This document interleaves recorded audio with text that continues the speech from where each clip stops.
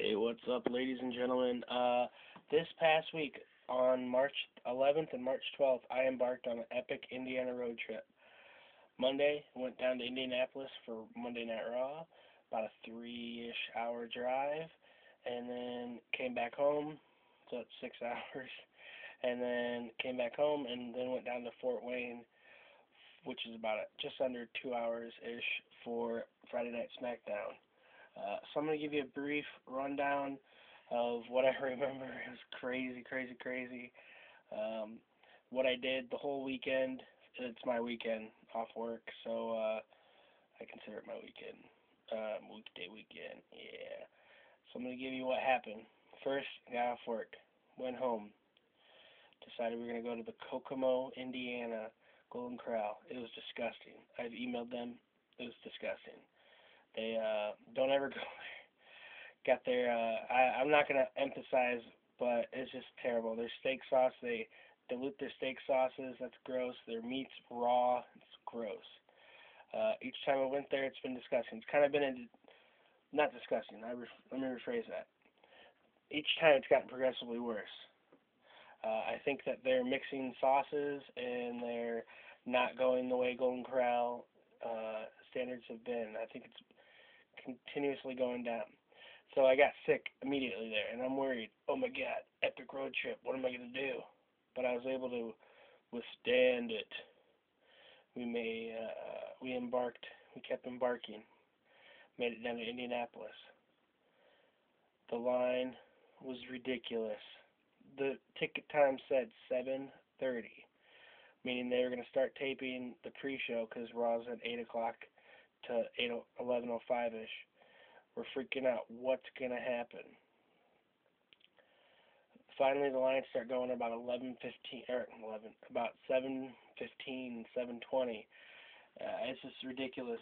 We made it in, and oh, by the way, this is the first time I've ever seen they had an outdoor merch booth for a WWE show. It was starting to rain, sleet, and it was bad. So we're like, what the hell? It was awesome seeing an outdoor semi-truck for merch. We get in there, and they're taping, I believe, Superstars match. Bray Wyatt and Ted DiBiase. But, you know, you've already seen those, so I'm not going to really go over what happened a lot, but the opening thing was, of course, the late, great Paul Bearer passed away, which is a tragic situation, but it turned into an epic storyline. They brought back Undertaker. I still want 20-1. However, man, I was tearing up the first 5 minutes of Raw. It was very, very epic.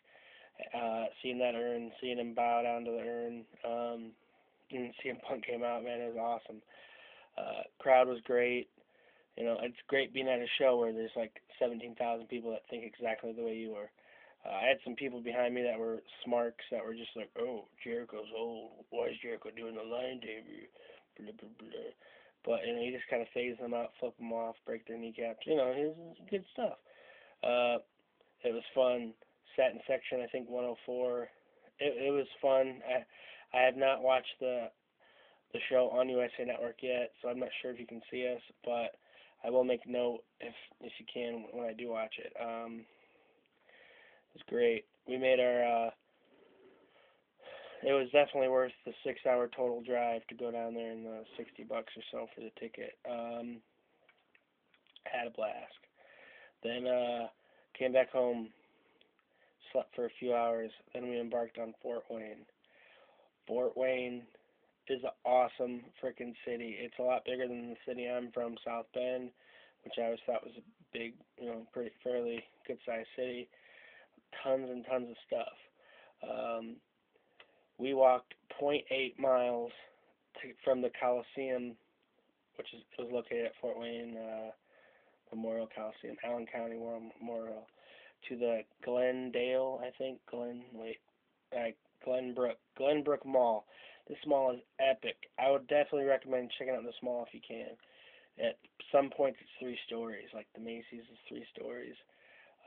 They have you have to actually go downstairs to the food court, down an escalator. It's got a 2-story carousel, like a double-decker carousel. I didn't go on it, but I wanted to. It's got a cool place. Apparently there's an ice rink. Someone asked me if I went to the ice rink. I didn't even see it. That's how big this mall is. Excuse me. So we're waiting, having fun there. Then we had to walk 0.8 miles back. Burned off the breadsticks at Sbarro's. We get to the arena, and the lines, there's no lines practically until you get inside. Much better organized than Bankers Life Fieldhouse in Indy. It was a lot better waiting inside a nice toasty building than waiting outside in the cold. Get in there. One of my friends was there, and there's a place called Banditos, which is a small like Tex-Mex chain, and $4.75 for a freaking huge burrito. Delicious. I love Tex-Mex.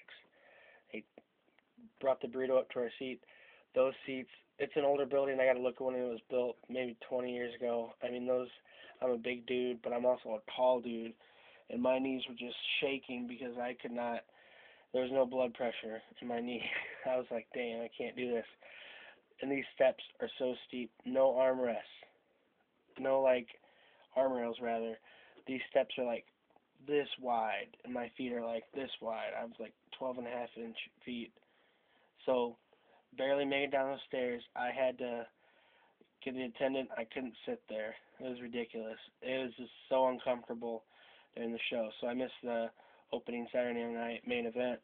Most of it between Del Rio and I think Big Show, which was resulted in a count. I saw the beginning and the finish. They set me around and numerous people, and I finally sat in section 120. If you're a big, tall dude and you're going to the Fort Wayne Coliseum, ask for section 120. I had a padded cushion seat that thick, and I had all the legroom I wanted, more than I really needed. It was awesome. I could move my chair if I wanted to. It was awesome. I got to enjoy it on floor level. I was about 40 feet behind Michael Cole. Can't really beat that to the left. I doubt you're going to see me on camera there. Maybe at the beginning of Saturday morning, or main event, possibly. But that was fun. We walked out the door, and it was balling snow. Like, it was balling snow on the car ride home. We had a serious whiteout. We thought we were going to get hit. On US 30, there was a crazy accident. But you know what? All in all, it was worth it. I want to show you what I got. We stopped by Walmart like 3 days in a row. Right after Indy, though, we stopped in a place called Carmel, Indiana, a.k.a. I think Westfield or Westville, Indiana. And I got the CM Punk Blu-ray for $12.98. Check out a video I did a couple videos ago, because I do a recap of the new Road to WrestleMania, what Walmart's doing. They have a whole bunch of crazy deals going right now, like $12.98 for CM Punk Blu-ray is awesome. They have a lot of DVDs for $5, for $9.98, $7.98 Blu-rays. I mean, you really can't beat these deals. And they re-released the first, I want to say, 16 or 17 WrestleManias, new packaging, which eventually I'm going to get them all, even though I have the anthology. But, you know, I'm a completist collector. I got to get everything. So anyway, besides the point. Got the CM Punk Blu-ray, which is in the other room, and I'm not going to get it. But at the mall that I went to, the Glenbrook Mall, I went to a place called Suncoast. We don't have a Suncoast here, but we have something called FYE. Now, some of you collectors you guys know all about FYE exclusive DVDs. Well, I went and I picked up some Suncoast exclusive DVDs. Now, I already have this. I actually have 2 or 3 copies of the regular Bret the Man Hart, Best There Is, Best There Was, Best There Ever Will Be DVDs, but this is now my second one with the exclusive beanie, which is right here. It's still practically sealed, but it was the last one I had. Yeah, it's still in there. But yeah, I picked it up. They were asking, it was $35, now it's $7. I picked it up because of the exclusivity of it. One second. Just making sure it's still filming. Sorry. Picked it up for the exclusivity, so they're not making any more of them. So this is the exclusive beanie edition of Bret Hart. Now, it gets a little more saucy here. These are two, well, I already have, I don't know, I'm just showing you this. Alright, you're familiar with the Before They Were Superstars, Volume 1 and 2. Volume 1 is worth a little bit more than Volume 2. They didn't make as many. Volume 2 had more, at least it's more prevalent. Here's Mercy. So for $20.32, I got that, plus I got two Before They Were Superstars. Now I know, Volume 2, I know what you're saying. You already have 2 or 3 copies of Before They Were Superstars Volume 2. Why did you get these? Because they are exclusive little figurine toys in them. Still sealed. I actually do not believe I've ever seen these toys available with this ever. Certainly haven't seen them at my FYE. I haven't seen them on eBay. So this one features Undertaker, and this one features Kurt Angle. So these are from 2002. Same with the DVD. Oh, the DVD is 2003. My mistake. I already hadn't corrected myself. So this is the same, I believe, DVD that you get anywhere else, but it was 25. It's now 7, and it's just exclusive with a Kurt Angle toy and an Undertaker toy. Never seen those before ever, and I think it's a worthwhile investment. Yeah. Overall, I had a great weekend. Anytime you're at a WWE show, it's as good as it gets. So much fun. If you haven't been to one, I recommend you going. Even a house show is freaking awesome. Because at house shows, they even maybe try out new storylines. They'll have some surprises. I mean, there actually have been title changes that have happened. So check out a wrestling show. I appreciate you listening to my recap. I think I talked too much about a burrito and not enough about wrestling. But, yeah, check out the Walmart. Check out the Walmart video I just did earlier today at like 1 o'clock. Appreciate you watching my video, and have fun, man. If you pick up any new DVDs, Blu-rays, send me a message. Leave a comment you want me to check out your video. Appreciate you watching, and have a good day. Tim Safety Knife. And check out that mall, Glenbrook Mall, Galleria, whatever it is. Have a good day.